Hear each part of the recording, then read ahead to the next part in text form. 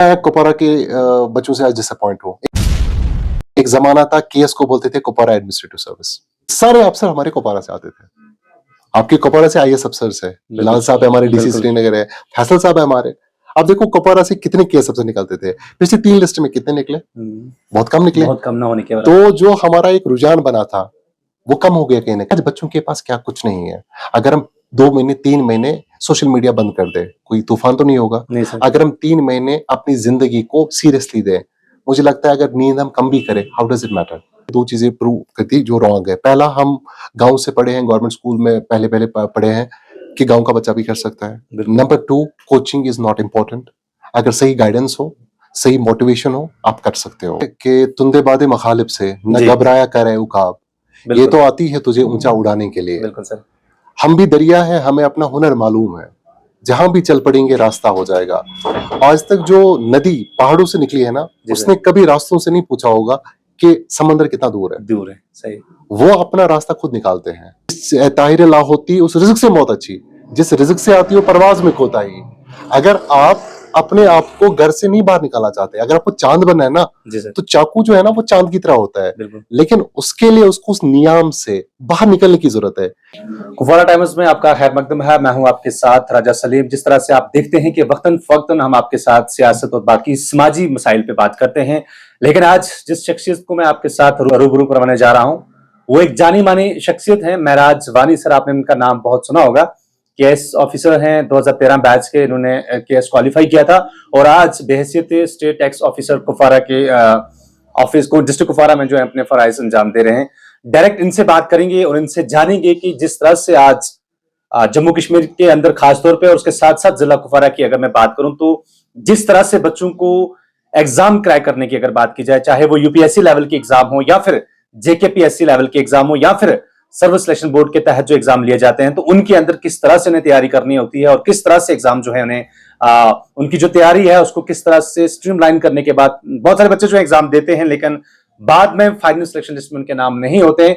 कहां पे वो बच्चे चूक करते हैं और इन सब चीजों पे बात करूंगा। सबसे पहले सर आपका वेलकम है हमारे वक्त देने के लिए, क्योंकि आपका टाइम बहुत बिजी रहता है सर, लेकिन शुक्रिया उसके बाद भी आपने हमें मौका दिया, वक्त दिया ताकि हमारे कुपवारा के जो बच्चे हैं वो आपको सुन पाए और वो आपको सुनने के बाद जो है जिनके बहुत देर से सपने हैं कि वो भी गवर्नमेंट सर्विस के अंदर, स्पेशली हाल ही में जो जेकेएसएसबी की जानिब से एनटी की पोस्टें निकाली गई हैं, सबसे पहले आपका खैर मकदम है सर। उसके बाद सब पहला सवाल मेरा आपसे यही रहेगा सर, 2013 में आपने केएस का जो एग्जाम है वो क्वालिफाई किया सर। उस टाइम पे अगर देखा जाए तो कोचिंग की फैसिलिटीज इतनी ज्यादा नहीं थी, इंटरनेट इतना ज्यादा नहीं था आम जिस तरह से आज के दौर में है, तो कौन कौन सी दिक्कतों का सामना आपको करना पड़ा उस टाइम पे और एट द एंड जो है आपको अल्लाह ताला ने सक्सेस कैसे दी, थोड़ी सी हमें बताइएगा हमारे व्यूअर्स को। Thank you so much Salim साहब, आपने अपना टाइम दिया मुझे। तो पहला सवाल जो आपने पूछा 2013 में, उस टाइम पे इंटरनेट का रुझान कम था, तो मैं उस टाइम पे कोचिंग भी नहीं कर पाया बिकॉज मैंने रिसेंटली ग्रेजुएशन भी कंप्लीट की थी अपनी। तो अल्लाह ताला का फजल था कि अच्छे दोस्त मिले, ग्रुप स्टडी बहुत अच्छी थी और उस टाइम पे लिमिटेड रिसोर्सेज थे, तो हमें ये नहीं पता था कि दाएं बाएं कहाँ जाना है। तो हमें जितना बोला जाता था हम किताबों से ज्यादा पढ़ते थे। तो उस टाइम पे एक स्ट्रीमलाइन चीजें थी। आज जो जमाना है वो नॉलेज ओवरडोज का जमाना है जी सर। आज के जमाने में क्या छोड़ना है वो इम्पोर्टेंट है, क्या पढ़ना है ये आपको कोई नहीं बोलता है। हम उस टाइम पे किताबें पढ़ते थे, हमें लगता था इतनी ही दुनिया है। बिल्कुल सर। लेकिन अगर आप आज एक टॉपिक पे बैठेंगे तो आपको इंटरनेट में उस पर रिसर्च के लिए 5 साल भी कम पड़ जाएंगे। तो स्मार्ट वर्क उस टाइम पे ज्यादा था, अच्छे दोस्त मिले, ग्रुप स्टडी का माहौल था और बहुत सारा फैमिली का भी सपोर्ट था, तो हमने उस टाइम पे क्वालिफाई किया। तो अगर आप उस टाइम को देखें और आज के टाइम को कंपेयर किया जाए तो आपको क्या लग रहा है, आज टफ था तब टफ था? मुझे लगता है टफनेस जो है वो हमेशा सेम रहती है। अच्छा, कंपटीशन सेम रहता है। कंपटीशन सेम रहता है। अगर हम देखेंगे कश्मीर में जब जेएंडके में नायब तहसील के पोस्ट निकले तो लाखों बच्चे पेपर हो जाएंगे, लेकिन इसमें जो सीरियस स्लॉट होगा वो 10 से 15 हजार का होगा, जो बहुत अच्छी तरह से प्रिपरेशन करते हैं और उस प्रिपरेशन में ये कंपटीशन नियर अबाउट पिछले 15 साल से सेम है। बट एक इंपॉर्टेंट चीज है इस टाइम पे कि बच्चों में थोड़ी नाउमीदी है और एहसास कम तरीके शिकार है, क्योंकि बहुत टाइम से पोस्ट नहीं आ रहे थे। तो एक अच्छी पॉजिटिव बिगिनिंग हो रही है, एनटी के पोस्ट आए हैं, इसका बच्चे बेसब्री से इंतजार कर रहे थे। तो मुझे पूरी उम्मीद है कि बच्चे पहला स्टेप जो है वो अपियर होना है। क्योंकि बहुत सारे बच्चे मुझे परसों से भी मैसेज कर रहे थे, सर ओपन मेरिट में कम पोस्ट है। तो मैं हर एक को यही कहते फिरता हूँ, आपको कितनी सीटें चाहिए, आपको एक ही सीट चाहिए, तो आपको क्या करना, नंबर ऑफ पोस्ट को, मेरे लिए दो ही चीजें, या तो आप टॉप में आ जाएंगे या तो आप कहीं सिलेक्ट नहीं हो जाएंगे, क्योंकि कश्मीर में देयर इज नथिंग कॉल्ड के मैं एक नंबर से रह गया, pass is pass, fail is fail. यहाँ पे आपको उठाने वाले बहुत कम है, लेकिन गिराने वाले बहुत ज्यादा है। तो मेरी बच्चों से ये गुजारिश है, पहले अप्लाई करें, उसके बाद अपनी प्रिपरेशन को स्टार्ट करें, और जब आप अप्लाई करेंगे तभी आप में वो जज्बा बढ़ जाएगा और पॉजिटिवनेस की तरफ आपको आना है। आपने एक अच्छी बात सर यहाँ पे की कि आपने कहा कि बहुत सारे बच्चे जो मैसेज कर रहे हैं कि ओपन मेरिट के लिए बहुत कम मखसूस पोस्ट रहे हैं और बाकी रिजर्व कैटेगरीज के लिए बहुत सारी पोस्ट हैं। तो इस चीज का आपने कहा कि मैंने भी खुद इस चीज को नोटिस किया कि बहुत बच्चे जो है इस चीज का शिकार हैं। तो उन बच्चों को क्या मैसेज देना चाहोगे आपके जो इस चीज का शिकार हैं अभी भी? हालांकि मैंने सोशल मीडिया पे बहुत देखा बच्चे इस चीज को लेके बात कर रहे हैं कि जी रिजर्वेशन ने ये चीजें कर दी है, ओपन मेरिट की पोस्टें खाई हैं, ये है वो है। आपने बहुत अच्छी चीज की कि आपको सिर्फ एक पोस्ट से ही मतलब है। मुझे मेरे व्यूअर्स को आप बताइएगा साथ में कि वो बच्चे जो इस दिलेमा में फंसे हुए हैं कि एक ही पोस्ट तो लेनी है उनको, वो क्यों इस चीज पे जो है हंगामा खड़ा कर रहे हैं? वो बात की बात है कि सरकार की जानब से क्या चीजें की जाएंगी उस पर हम नहीं जाएंगे, वो सरकार जाने, और बाकी उनकी जो कमेटी बनी हुई है वो उस पर क्या रखेगी अपनी राय, वो बात की बात है। लेकिन अभी फिलहाल जो चीज बच्चे जिस चीज का शिकार हैं कि हमें कैसे निकलना होगा इससे? मुझे लगता है कि तुंदे बादे मखालिब से न घबराया करे उकाब, ये तो आती है तुझे ऊंचा उड़ाने के लिए। बिल्कुल सर। हम भी दरिया है, हमें अपना हुनर मालूम है, जहां भी चल पड़ेंगे रास्ता हो जाएगा। आज तक जो नदी पहाड़ों से निकली है ना, उसने कभी रास्तों से नहीं पूछा होगा कि समंदर कितना दूर है। दूर है, सही। वो अपना रास्ता खुद निकालते हैं। तो बच्चे अगर ना उम्मीद है तो किस चीज से? रिज़्क का और इज्जत का वादा अल्लाह ताला ने किया है, तो हम परेशान क्यों हैं? हमें एक चीज करनी है, हमें अपने आप पे कॉन्फिडेंस जतानी है। जब हम अपने आप पे ट्रस्ट नहीं कर रहे हैं, हमें अपने ऊपर कॉन्फिडेंस नहीं है, तो हमें लगता है सब कुछ खत्म है। बिल्कुल sir. Let us have a positive beginning, let us start appearing for the exam, ultimately 75 select होंगे। लेकिन एक चीज है, बच्चे पढ़ाई में वापस आ जाएंगे। यहाँ पे बच्चों को पता भी नहीं होगा, सीजीएल में कल 14,000 पोस्ट निकले हैं। बिल्कुल सर। हमारे बच्चे अपियर नहीं होते हैं, नहीं होते। क्यों? बाहर जाना है। इकबाल साहब फरमाते हैं ना कि जिस ताहिर ला होती उस रिज़्क से मौत अच्छी, जिस रिज़्क से आती हो परवाज में कोताही। अगर आप अपने आप को घर से नहीं बाहर निकालना चाहते, अगर आपको चांद बनना है ना, तो चाकू जो है ना वो चांद की तरह होता है, लेकिन उसके लिए उसको उस नियाम से बाहर निकलने की जरूरत है। जब हम चाकू को आराम से निकालेंगे ना, तब वो चांद बनेगा। तो बच्चे जब तक घर से बाहर नहीं निकलेंगे तो तब तक वो क्वालिफाई कैसे करेंगे? और पॉजिटिवनेस के साथ, जैसे आपने पहले ही बोला कि रिजर्वेशन सरकारी पॉलिसी है। अगर आपको एक पोस्ट चाहिए, bottom is always crowded, there is always room at the top. अगर यही चीजें हम 1866 में देखते, अंग्रेजों के जमाने में, तो मुझे लगता है हमारा इंडियन कभी टॉप नहीं करता। हमारे इंडियन आईसीएस में जाते ही नहीं, जबकि अपर एज उस टाइम पे 19 ईयर्स था। आप खुद हिस्ट्री के हिसाब से वापसता है, 23 ईयर्स था अपर एज, और इंग्लिश में एग्जाम था, वो भी ब्रिटेन में। अगर हम उस टाइम बोलते हम क्या करेंगे, तो शायद हमारे आईसीएस में अफसर नहीं होते। अगर हम बोलेंगे कि हम कुछ नहीं कर पाते, तो हमारे आज इस बार आईएएस में सबसे बेस्ट रिजल्ट आए। तो बच्चों को बाहर निकलने की जरूरत है, और जब बच्चे बाहर निकलेंगे तो मुझे पूरी उम्मीद है कि इंशाल्लाह फतेह उनकी होगी। एनटी का जो अभी हाल ही में जेकेएसएसबी की जानिब से जो पोस्टें निकाली गई थी, इस हिसाब से बताइएगा सर आप मुझे कि जो हमारा सिलेबस उन्होंने जो डिकोड किया हुआ है अभी जेकेएसएसबी की जानिब से, तो आपको क्या लग रहा है कि सिलेबस की जो लेवल है और जो बच्चे इसकी तैयारी करेंगे और जो हमारे इस मीडियम से आपको देखेंगे, आप उनके लिए क्या कहना चाहोगे कि क्या चीजें उन्हें करनी चाहिए? स्पेशली बुक्स की बात की जाए या बाकी सब चीजों की बात की जाए, उनका स्टडी प्लान किस तरह का होना चाहिए, बाकी सब चीजें किस तरह से होनी चाहिए? देखिए सलीम साहब, आपने एनटी का पेपर जो पुराना था वो आपने देखा होगा। बिल्कुल सर, देखा था। उस टाइम पे सिलेबस जो था वो बहुत बेसिक था। आपको वहां से दिया गया था polity of J&K, history, economy, पूरा सिलेबस डिफाइन था। और आपने जब पेपर देखा भी था, it was a factual paper. और उस टाइम पे मेंस्ट्रुएशन में ज्यादा नंबर थे, तो टॉप भी बहुत ज्यादा हुआ, कट ऑफ भी बहुत ज्यादा हुआ। लेकिन इस बार का जो सिलेबस है, इसमें दो पेपर्स है, आपको बताइए, पेपर 1 और पेपर 2। पेपर 1 में 120 मार्क्स है और उसमें नेगेटिव मार्किंग है 0.25, और बच्चों को इसमें आज क्वालिफाई भी करना है, 20% मिनिमम लाने हैं ताकि वो पेपर 2 में बैठ पाए। और पेपर 2 जो है वो वर्किंग नॉलेज ऑफ उर्दू है। तो दैट मींस आपको पेपर 1 पे मेरिट बनेगा, उर्दू आपका क्वालिफाइंग होगा। लेकिन जो सिलेबस है वो बहुत इंटरेस्टिंग है। सिलेबस में अगर हम पहला कंपोनेंट देखेंगे, general knowledge and current affairs, इसमें 36 मार्क्स है। जी सर। और आप खुद यूपीएससी के साथ वापस थे, आप खुद पढ़ाते हैं। सिलेबस में लिखा है इंडियन नेशनल मूवमेंट। बहुत लंबा टॉपिक। क्या छोड़ेंगे आप? कुछ भी नहीं। आपको नेशनल मूवमेंट स्टार्ट करना है रिवोल्ट ऑफ 1857 से। उसके लिए आपको 1600 में पुर्तगीज के पास जाना है सर। तो आपको डच को लाना है, इंग्लिश को लाना है। तो ये एक बहुत बड़ा है। फिर मराठास वॉर है, सिख वॉर है, आपका मैसूर का वॉर है, सबस्ट्री अलायंस, फिर 1858 से पूरा मूवमेंट चलेगा आपका। अब मैंने देखा कल से बहुत सारे बच्चे, टीचर्स हमारे यूट्यूब पे वीडियो चला रहे हैं, आप अरियान पढ़ो। Ariyan is factual book. आज कंसेप्चुअल पेपर्स आते हैं। अगर आप देखोगे पिछले 3 साल में एसएसबी की लेवल बराबर आज पीएससी के लेवल है। यूपीएससी के level. Yes, questions have been asked. अब यहाँ पे हमारे टीचर साहबान बोलते हैं अरिहंत की बुक पढ़ो, that's very good book, I don't doubt it. लेकिन आप बच्चे को बोलोगे आप रट्टा मार दो, मंगल पांडे पहला मार्टियर था, आप रट्टा मारो झांसी में कौन था, आप रट्टा मारो कांग्रेस के सेशंस। अगर थोड़ा बहुत ट्विस्ट आ गया आप क्या करो तो क्या करेंगे? सही बात। दूसरा टॉपिक इसमें physical and political and physical reasons of India and world. That means आपका ज्योग्राफी पूरा है, फिजिकल ज्योग्राफी भी है, इंडियन ज्योग्राफी भी है, वर्ल्ड ज्योग्राफी भी टच करना है। बिल्कुल सर। इसमें लिखा है इंडियन कल्चर एंड हेरिटेज, आप एंशिएंट से स्टार्ट करें up to medieval, modern, even current तक आपको लेना है सर। बिल्कुल। इसमें आपको है क्लाइमेट को, चलो डेमोग्राफी, रिवर्स आपका, सॉइल्स आपका, डिजास्टर, सारा ज्योग्राफी में आ गया। उसके बाद है कॉन्स्टिट्यूशन ऑफ इंडिया। कॉन्स्टिट्यूशन में 25 पार्ट्स हैं। बिल्कुल। कॉन्स्टिट्यूशन में 465 के आसपास आर्टिकल्स हैं। बिल्कुल सर। 103 तो अमेंडमेंट्स हैं। तो बच्चा क्या पढ़ेगा? पहले सिलेबस में था फंडामेंटल राइट्स लिख के एक टॉपिक, डिफाइन था, सिटीजनशिप एक टॉपिक, डीपीएस पे एक टॉपिक। तो ये पोर्शन डिसाइडिंग होगा।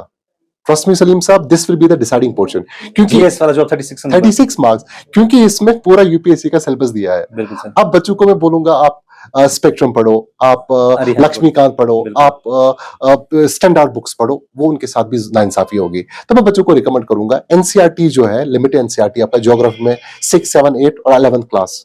इसी तरह से आपका हिस्ट्री में है एनसीईआरटी 12th क्लास की पुरानी वाली, बहुत अच्छी बुक है। तमिलनाडु भी पढ़ सकते हैं। इवन आपका आर्ट एंड कल्चर में हमारे पास दिल्ली में बहुत सारे कोचिंग सेंटर्स हैं, उनका काम ये मटेरियल बनाना, तो अच्छा वो कोई मटेरियल उनका उठाए पीटी में, उसमें वो कर सकते हैं। पॉलिटी में अगर वो लक्ष्मीकांत पढ़ेंगे, क्योंकि polity will help them in J&K part also, क्योंकि पॉलिटी का ज्यादा पार्ट उन्होंने जेएंडके में भी दिया है। तो मेरी बच्चों से ये दरखास्त रहेगी, पेपर 1 में आप बहुत ज्यादा मेहनत करें। 36 मार्क्स से, ईच मार्क्स इज इंपॉर्टेंट। आपने देखा होगा 0.001 से भी बच्चे छूट जाते हैं। तो हिस्ट्री में आप एनसीईआरटी पढ़े, ज्योग्राफी के लिए एनसीईआरटी पढ़े। इकोनॉमी में मैं एनसीईआरटी रिकमेंड नहीं करूंगा, क्योंकि उसमें आपको समझ नहीं आएगा। तो इकोनॉमी में आप कोई भी दिल्ली का मटेरियल उठा लीजिए प्लम्स फोकस पे, या हमारे पास अरिहंत की बुक्स आती है, मैक बुक, उससे वो कर सकते हैं। Plus Laxmikanth is must for polity. उसके बाद हमारा जो जेएंडके का पार्ट है, इसमें आप देखेंगे पंचायत राज एक्ट पूरा दिया है अमेंडमेंट के साथ। अब यहाँ पे पॉलिटी फिर से आ गया, 73rd और 74th अमेंडमेंट, वो तो सेम है हमारा। बिल्कुल सर। इसमें जेएंडके रिऑर्गेनाइजेशन एक्ट आ गया, तो उसके लिए उनको यूनियन टेरिटरी आपका, वहां पे स्पेशल स्टेट्स का जो सिलसिला है वो आपको पढ़ना पड़ेगा। इसमें हमारा ट्रांसपोर्ट, ज्योग्राफी, हिस्ट्री पूरा जो है ना, वो उस जीएस से क्लियर होगा। यहाँ पे बच्चों को बड़े कंफ्यूजन है, ज्योग्राफी जेएंडके के अलग है। अरे हवा सेम है, क्लाइमेट सेम है, सॉइल सेम है, मॉनसून सेम है, दरियाओं के नाम याद रखने अलग। तो हिस्ट्री में हमारी थोड़ी वेरिएशन है, बट मॉडर्न में नियर अबाउट हमारे पास ज्योग्राफी रूल को छोड़ के बाकी तो ब्रिट सेम ही चल रहा था। तो J&K part and your general knowledge part, that's very important. और करंट अफेयर्स में कम से कम 1 साल जितना भी न्यूज में चला, और एग्जाम डेट से 1 महीना पहले तक आपको करंट को ब्रश करंट अफेयर को लेके हर बार सर बहुत एग्जाम्स को लेके ना बच्चों की शिकायत रही कि जी हम सिर्फ पिछले 1 साल का पढ़ा था, 2 साल पुराना आया हुआ है, 1.5 साल पहले का, 5 महीने का पहले पढ़ा हुआ था, इतना आया। तो आपने बहुत अच्छी बात की कि नियर अबाउट 1 ईयर का होना चाहिए। यस, और जो 1 साल से पहले का है वो सिलेबस में जीके के नाम से है। बिल्कुल सर। अब अगर कोई करंट का पूछा जाएगा 22-23 में, that's a part of GK.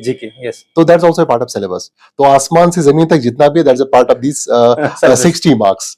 उसके बाद इंग्लिश है, बच्चे बहुत ज्यादा इग्नोर करते हैं इस पार्ट को। मैंने देखा है बच्चे बोलते हैं इंग्लिश तो आ ही जाएगा, लेकिन मैंने देखा एग्जाम में कर नहीं पाते हैं। इडियम फ्रेजेस आपका, होमोनियम्स, एंटोनिम्स, सिनोनिम, मुझे पता है बहुत बड़ी दुनिया है, लेकिन बच्चों को वो 5-6 नंबर जो है ना वो कभी आते ही नहीं है सर। तो इसमें अरिहंत की एक बुक आती है इंग्लिश की, दैट्स वेरी इंपॉर्टेंट। उसको अच्छे से पढ़ें और रोज एक चीज बनाए कि मैं 2 तो 3 वर्ड्स याद रखूंगा, वर्ड ऑफ द डे, कुछ ऐसे करके, ताकि उनको एग्जाम में वो चीज परेशान ना करे। उसके बाद सर हमारे पास है इंफॉर्मेशन टेक्नोलॉजी। कंप्यूटर्स जो है ना वो बहुत बेसिक पूछा गया पिछले 3 साल से, बट यू नेवर नो, आज हमारी पूरी दुनिया जो है वो आईओटी पे चलती है। लेकिन कंप्यूटर अगर आप पिछले 5-6 पेपर्स को एनालाइज करेंगे, बहुत सिंपल पूछा गया है। तो कंप्यूटर्स में अरिहंत की बुक जो है वो मैं हमेशा रिकमेंड करता हूँ, दैट विल सफिस। उसके बाद जो परेशानी बच्चों को होती है, पर्टिकुलरली उन बच्चों को जिनका मैथ 10 में छूटा हुआ है, उनको यहाँ पे रीजनिंग दिया गया है और मेंसुरेशन दिया गया है, क्योंकि रेवेन्यू में काम करने जा रहे हैं, इनको जमीन पे जाना है, इनको रेवेन्यू एक्ट को इम्प्लीमेंट करना है। तो मेंसुरेशन दिया गया है, मेंटल रीजनिंग दी गई है, लॉजिकल रीजनिंग है, ब्लड रिलेशंस है। रीजनिंग पार्ट इज मैनेजेबल, लेकिन जो मेंस्ट्रुएशन पार्ट है इसमें बहुत ज्यादा मेहनत करनी है, क्योंकि वहां पे टाइम कंस्ट्रेंट होता है। तो टाइम जो है, अगर कोई एग्जाम क्वेश्चन में फंस गया तो मुझे लगता है वो टाइम को उसको पता नहीं चलेगा, पता नहीं क्योंकि चलेगा, 120 मार्क्स हैं, बहुत 120 कम नंबर टाइम है, क्वेश्चन होता है ऐसे ही। तो इस पे भी थोड़ा फोकस करने की जरूरत है।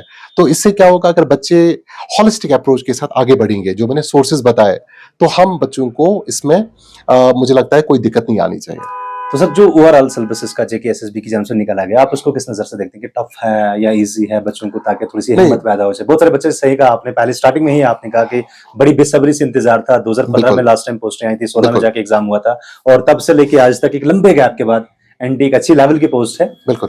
तो आपको क्या लग रहा है कि आप कैसे कहोगे इन बच्चों को जो इसके लिए तैयारी कर रहे हैं? मुझे लगता है यहाँ पे बच्चों को दो प्रॉब्लम्स होगी। एक होगा कि जो बच्चे केस के लिए पढ़ रहे हैं उन पर हो जाएगा, पहला हम ये सोचेंगे। जो बच्चे ऑलरेडी पढ़ रहे हैं, ये कुछ भी नहीं है। ये वो एग्जाम है, अगर आप किसी लेवल में ड्रॉप होते हैं, आपको वापस रिकैप्चर करना होता है उस सबको। बिल्कुल। दूसरी चीज है, जो बच्चे फ्रेश स्टार्ट कर रहे हैं, वो बहुत ज्यादा मेहनत करेंगे, वो बोलेंगे हमें दिन रात करना है। बिल्कुल सर। सिलेबस मैं रेट करूंगा टफ है, जीएस वाला पार्ट, जी, जी। बाकी मैनेजेबल है। एक चीज सर, मतलब जो फ्रेश बच्चे हैं, उनके जहन में मुझे बहुत सारे लड़कों ने फोन करके ये चीज बताई कि हम नहीं कर पाएंगे, क्योंकि इसमें ऑलरेडी जो है यूपीएससी वाले या केएस वाले जाएंगे। बिल्कुल। आप उन बच्चों के लिए, जो फ्रेश बच्चे हैं, उनके लिए क्या क्या मैसेज देना चाहोगे? देखिए सर, जब मैंने 2012 में डिसाइड किया कि मैं केस के लिए जाऊंगा, तो मुझे सबने बोला कि आप नहीं कर पाओगे, trust me. I didn't have those resources कि मैं किसी जगह पे कोचिंग में जाता। And I share interesting thing, मैं ज़कात फाउंडेशन में टॉपर्स में था, टॉप 3 में था, लेकिन वहां पे कुछ हॉस्टल फीस देना होता है एडवांस। बिल्कुल सर। तो मेरे पास वो चीज नहीं थी, तो मैं वहां जा नहीं पाया। आई क्वालिफाइड जामिया मिलिया इस्लामिया, वहां पे भी कुछ सिक्योरिटी डिपॉजिट था, I could not go. I qualified Hamdard study circle.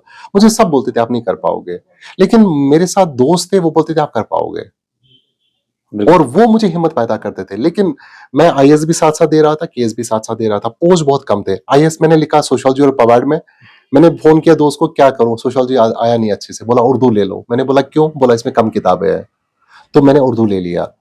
तो when I qualified this exam, मैंने दो चीजें प्रूव कर दी जो रॉन्ग है। पहला, हम गांव से पढ़े हैं, गवर्नमेंट स्कूल में पहले पहले पढ़े हैं, कि गांव का बच्चा भी कर सकता है। Number 2, coaching is not important.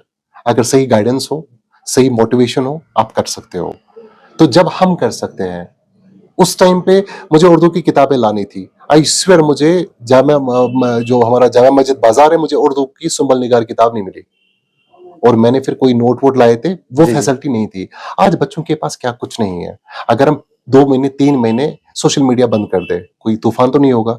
अगर हम 3 महीने अपनी जिंदगी को सीरियसली दें, मुझे लगता है अगर नींद हम कम भी करें, हाउ डज इट मैटर। अगर हम एक प्लान बनाए, सबसे पहली चीज है रैंडमली नहीं जाना है। Let us have a plan कि मैं ये सिलेबस कर रहा हूं, ये किताब है मेरी, ये सिलेबस है, ये कर रहा हूं। इनको जो फ्रेशर्स है हमारे बच्चे, उनको 1 महीने का टारगेट करना है, मैं 1 महीने में क्या पढ़ूंगा। वो स्लॉट बनाएंगे 2-2 कंपोनेंट्स का, 3-3 कंपोनेंट्स का। उसके बाद टेस्ट सीरीज वो देंगे।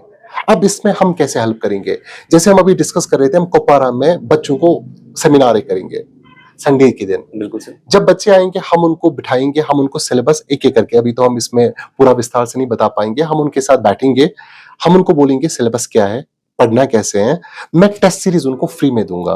मतलब मैं खुद भी मैंने कल भी सोशल मीडिया पे बोला था, मैं 100 बच्चों को मेंटोरशिप दूंगा। उनको मेंटोरशिप कैसे देंगे, फ्री ऑफ कॉस्ट है।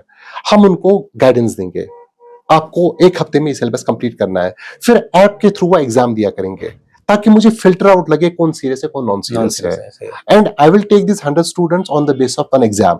लेकिन हम बैठे यहाँ पे, हम इस कारवान को चलाने जा रहे हैं, हम गाइडेंस सबको करेंगे। हम देखेंगे कि कितने बच्चे कुपवारा आते हैं। हमारा श्रीनगर में भी प्लान है इस संडे को, हमारा सोपोर में भी प्लान है। तो जिन जिन बच्चों को, ये एग्जाम खाली नहीं है, सीजीएल का एग्जाम है, हमारे पास केएस के पोस्ट आएंगे फिर से, हमारे पास बाकी तकरीबन सीएम साहब ने तो बोला है कि बहुत ज्यादा रिक्रूटमेंट होने वाली है ना। तो कम से कम एक शुरुआत हम करेंगे, ताकि बच्चों को आज से ही मोटिवेशन मिले पढ़ने की। और अगर किसी बच्चे को प्रॉब्लम भी है, तो आपका जब ये इंटरव्यू चढ़ेगा, जहां पर भी कमेंट में हमें लगेगा कि किसी बच्चे को उसी टाइम पे रिप्लाई करना है, हम उसमें डिस्क्रिप्शन में एक बुक लिस्ट भी डालेंगे। हम डिस्क्रिप्शन में उनको पूरा गाइड करेंगे कि हम उनको कैसे हेल्प कर सकते हैं, तो वो भी हम कर सकते हैं। ये एक चीज यहाँ पे पूछना चाहूंगा कि आपकी, अल्लाह ताला ने आपको इज्जत भी बख्शी, अच्छी पोस्ट पे भी हैं, लेकिन ये शौक कहाँ से पैदा हुआ, जो आज आप कह रहे हो कि हम हर जगह ये मेंटरशिप प्रोग्राम जो है वो स्टार्ट करेंगे बच्चों को, स्पेशली आपने कुपवारा की बात की, यहाँ पे करने जा रहे हैं, श्रीनगर में करने जा रहे हैं, तो ये शौक कहाँ से पैदा हुआ? देखिए सर, मुझे क्योंकि सर बहुत सारे ऐसे केएस ऑफिसर्स होते हैं, मैंने देखे अपनी लाइफ के अंदर, जब भी वो एक बार एग्जाम क्रैक करते हैं तो फिर वो पीछे मुड़ के नहीं देखते, वो कहते हैं कि हमें अपनी दुनिया मिल गई, बाकी बाय बाय। मैंने आपको पहले ही कहा अल्लामा इकबाल के शेर से कि जिस रिज़्क से परवाज़ में कोताही आती है, जी सर, उस रिज़्क से मरना ही बेहतर है। बिल्कुल। और मुझे ज़िंदगी में कोई रिग्रेट नहीं रहा कि मैं ये नहीं कर पाया, वो नहीं कर पाया, ये ना मिला, वो ना मिला। लेकिन एक चीज़ का ज़रूर दुःख है कि टैलेंट था, काबिल थे, मेहनती थे। आईएएस के लिए जा रहे थे लेकिन अनफॉर्चुनेटली उतना ज़्यादा रिसोर्स नहीं था कि जहाँ पे हम जा चूक गए। चुके। तो दिल्ली में मैंने देखा कि वहाँ पे आप बात उसी से करते हो जो आपके काम की चीज़ है। अगर आप में कुछ टैलेंट है तब आपके साथ आपका ग्रुपमेट स्टडी बात करेगा। करेगा। तो मुझे लगा था हम जब वहाँ पे जाते हैं तो हम खो से जाते हैं। तो मैंने 2013 में एक ख्वाब देखा कि जो मेरे साथ हुआ मैं नहीं चाहूँगा कि मेरे बच्चों के साथ कश्मीर में हो। तो 2013 में I was a young man 23 I was at that time तो my sister was at home. उसने बोला टीचर की पहली बार रिटन एग्जाम हो रहा था। बिल्कुल सर, 2014 में हुआ था तो वो। हाँ, तो पोस्ट आए थे कुछ तो मैंने बहन को बोला कोई बात नहीं, मैंने फेसबुक पे पोस्ट डाला आई विल टीच फ्री। मुझे नहीं पता था मैं पढ़ा सकता हूँ कि नहीं। तो विद इन 10 डेज मेरे पास 130 बच्चे आए। It was a free course और शुक्र अल्हम्दुलिल्लाह उसमें से 72 सिलेक्ट हो गए। 72 सेकंड हो गए। My sister was topper of district Baramulla. तो मुझे लगा कि मैं पढ़ा सकता हूँ। उसके बाद मैं वार साहब के साथ मिला, तो हमने वहाँ पे केएस का एक रुझान स्टार्ट किया नए तरीके से। फिर हमने एक इनिशिएटिव लिया डायरेक्शन इनिशिएटिव के नाम से। तो मुझे लगता है आज तक हमारे पास 1000 से ज़्यादा बच्चों ने क्वालिफ़ाई किया होगा, प्लस 30,000 से बच्चों को हमने गाइड किया होगा। लेकिन जिनको हमने गाइड किया, अगर वो ज़िंदगी में अफ़सर नहीं बन पाए, लेकिन एक लॉ अबाइडिंग पर्सन ज़रूर बने। अगर अभी आपने देखा होगा एक लड़का मेरे पास आया था, he is doing a very good business this time, मेरा स्टूडेंट था। आज मैं इसके साथ जब बात कर रहा था ना तो सिर्फ टेबल का फर्क था। मेंटली इसने भी वही चीज पढ़ी है, मैंने भी पढ़ी है। तो एक टेबल है बीच में, ये भी कॉन्फिडेंट था, मैं भी कॉन्फिडेंट था। सो इस इल्म से अगर आप कुछ नहीं कर पाते हो तो कम से कम एक अच्छे शहरी, अच्छे नागरिक बन पाते हो। तो ये रुझान चलता रहा और बच्चों का प्यार बहुत ज़्यादा मिला। और मुझे तो खुशी तब होती है जब मुझे कोई स्टूडेंट कहीं पे मिलता है, मैं जानता भी नहीं होता हूँ, ही टेल्स मी कि सर आपने उस टाइम पे हेल्प किया था, आपने पढ़ाया। तो मैं मेरा कोई कंट्रीब्यूशन नहीं है, I am just a party to their hard work. वो मेहनत खुद करते हैं, हम तो बस रास्ता दिखाते हैं। मैं नहीं बोलूँगा मेरी वजह से हुए, फिर तो मैंने 30,000 बच्चों को पढ़ाया, सब सेलेक्ट होने चाहिए। लेकिन उन्होंने खुद मेहनत की, हमने भी थोड़ा-थोड़ा गाइड किया। और जब पेरेंट्स फ़ोन करते हैं, फिर वो जो खुशी पेरेंट्स के चेहरे पे होती है, जब आती है। बच्चा केएस अफ़सर बन जाता है, एसएसबी में क्वालीफाई करता है, बैंक में जाता है, फिर वो फ़ोन करते हैं कि सर आपकी वजह से ये हुआ। क्योंकि एक इंसान का निकलना 1 जनरेशन नहीं 3 जनरेशन को चेंज करेगा। बिल्कुल सर। और मुझे पूरी उम्मीद है कि हमारे बच्चों में इतना टैलेंट है। आप देखोगे गर्मी का ज़माना है, हीट वेव का ज़माना है, लेकिन कश्मीर में अल्लाह ताला जो है वो बहुत मेहरबान है। मौसम भी अच्छा, पानी भी था, मिट्टी भी ज़रख़ेज़। जिसने अपना खेत न सींचा, वो कैसा दहकान। तो वी हैव एवरीथिंग। तो अब बस आगे आने की ज़रूरत है, ऐसा से कमतरी से निकलने की ज़रूरत है। This country is big. हम एक बहुत उम्दा मुल्क में रह रहे हैं, हमारे लिए हर एक के दिल खुले हैं।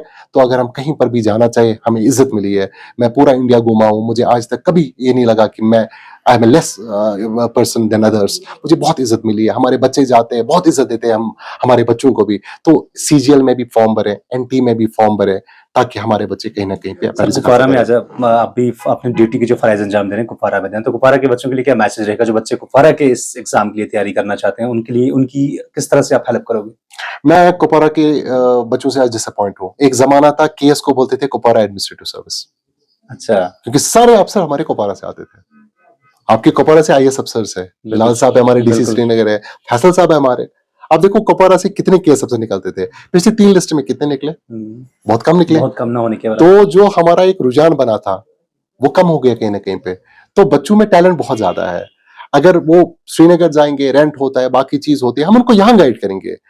हम डिप्टी कमिश्नर मैडम से गुज़ारिश करेंगे कि यहाँ पे एक ऐसा प्रोग्राम स्टार्ट किया जाए, जहाँ पे हम बच्चों को हेल्प कर पाएँ। तो लाइक माइंडेड आप जैसे लोग, मैं या बाकी जो लाइक माइंडेड दोस्त हैं हमारे, हम बच्चों के लिए हर वक़्त तैयार हैं, क्योंकि मैं आपको हमेशा बोलता हूँ, ये सदके जारिया है, बिल्कुल। अगर किसी की ज़िंदगी बनती है। बाकी आप एक सेमिनार भी प्लान कर सकते हैं, जहाँ पे हम बच्चों को मिलके ऑफलाइन में छुट्टी के दिन बैठेंगे उनके साथ, उनको हेल्प करेंगे। हमें कोई पैसा नहीं कमाना है इससे। अगर बच्चों का भला हो जाए हमारे लिए बहुत बड़ी बात है। अगर आप ऑफलाइन में बच्चे श्रीनगर भी आना चाहे, तो वहाँ पर भी हम उनको मदद करने के लिए तैयार हैं। बहुत-बहुत शुक्रिया सर, ये थे हमारे साथ महराज वानी सर।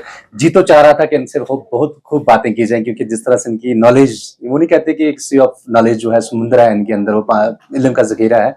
जी कर रहा था कि बहुत लंबी बात की जाए, लेकिन वक़्त को देखते हुए, आप लोगों का टाइम भी देखते हुए, जो भी बच्चे हम हैं इस वीडियो क्लिप से जो भी देखेंगे, जो एस्पिरेंट हैं एनटी एग्ज़ाम्स के लिए, या बाकी जितने भी आपके जेकेपीएससी के एग्ज़ाम्स हों, या फिर जेके एसएसबी के द्वारा जो भी एग्ज़ाम लिए जा रहे हों, तो हमारे ऑफिसर साहब जो है महराज वानी साहब, वो यहीं पे हैं। इनका कहना था कि ये हमेशा हर वक्त जो है बच्चों की हेल्प के लिए रेडी हैं और इनसे बात करके बहुत अच्छा लगा। वक्त देने के लिए सर बहुत बहुत शुक्रिया। जी तो चाह रहा था कि सर आपसे लंबी बातें की जाए, लेकिन इंशाल्लाह मौका मिलेगा फिर कभी ऑफलाइन बैठ के। और मैं फिर से अपने कुपवारा के लोगों के लिए और जितने भी बच्चे हमें कहीं से भी जो भी देख रहे हैं, जो जेके एसएसबी के एस्पिरेंट हैं और स्पेशली जो आपकी अपकमिंग पोस्टें हैं एनटी की, उनके लिए जो बच्चा तैयारी करना चाहता है और वो हमसे राब्ता करें। हम आपको यहाँ पे सर ने कहा कि इन्होंने अपना पूरा तरीका बताया कि वीडियो के अंदर कि इनका एक एग्जाम ऐप पे लिया जाएगा। जो बच्चे सही माने में एग्जाम देना चाहेंगे और सीरियस होंगे उनके लिए जो है फ्री मेंटरशिप का प्रोग्राम जो है वो इनकी तरफ से ऑर्गेनाइज किया जाएगा। तो बहुत बहुत शुक्रिया आप तमाम साथियों का हमारे साथ जुड़ने के लिए।